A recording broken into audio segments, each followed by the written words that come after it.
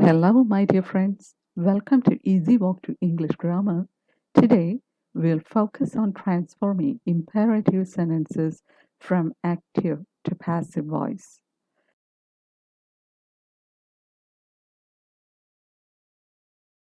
Before we begin, I'd like to mention some videos from our channel that might help you understand this topic better. If you are unsure about what a subject is, please watch Subject, Predicate, and Complement video from Easy Walk to English Grammar. If you don't know what an object is, please watch Objects, Prepositions, and Prepositional Objects. For clarity on complements and objects, see difference between complements and objects. Knowing tenses thoroughly is essential for active to passive voice transformation. If you need a refresher, check out the playlist Tenses. Watching transitive and intransitive verbs will also be helpful. Additional videos you may find useful include verbs, main and auxiliary, forms of be in English, uses of been, have as main verb and auxiliary verb, pronouns. Links to these videos are in the description box. Don't worry, you only need to watch these videos if you are unfamiliar with the topics. Now let's begin with today's video.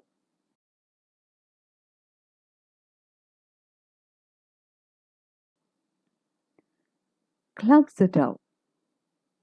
See, the door is closed now. Here we see a command being given. Commands, requests, suggestions, and orders all fall under the category of imperative sentences. Let us break down this imperative sentence for better understanding.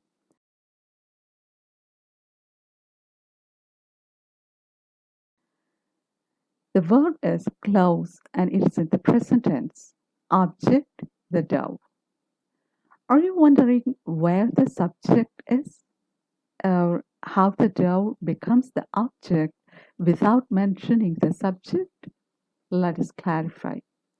From the picture, we observe that the person is commanding the bar directly. In imperative sentences, the subject is implied, means understood as you, and doesn't need explicit mention. For example, you close the door. Here, you is the understood subject, so it is omitted. Now, let's look into its passive voice.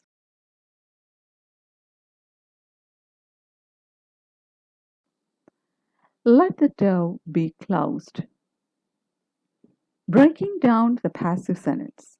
Model auxiliary, let. Subject, the door.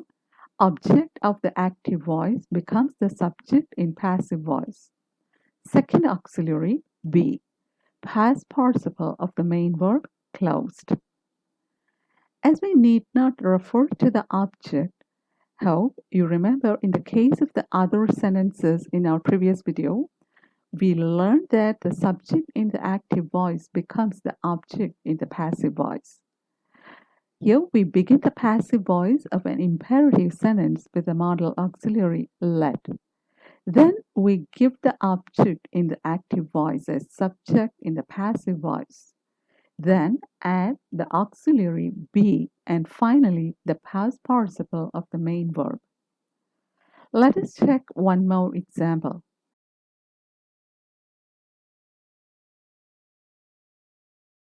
Please give me some water. Here you can see there are two objects, me and some water. In such cases, we have to identify the direct object and the indirect object. To make things easier, let us think like this.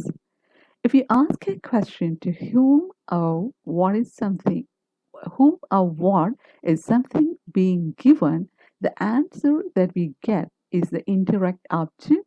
And when we ask the question, what is being given, the answer we get is the direct object.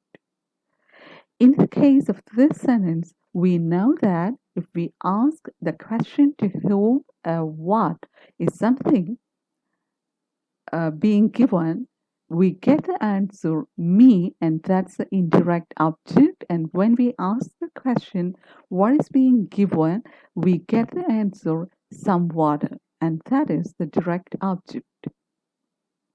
When framing the passive voice, the direct object is usually prioritized. Hence, we get the passive voice, let some water be given to me. However, if the indirect object needs emphasis, it can be placed first as let me be given some water. Me is the object form of I. Hope things are clearer for you.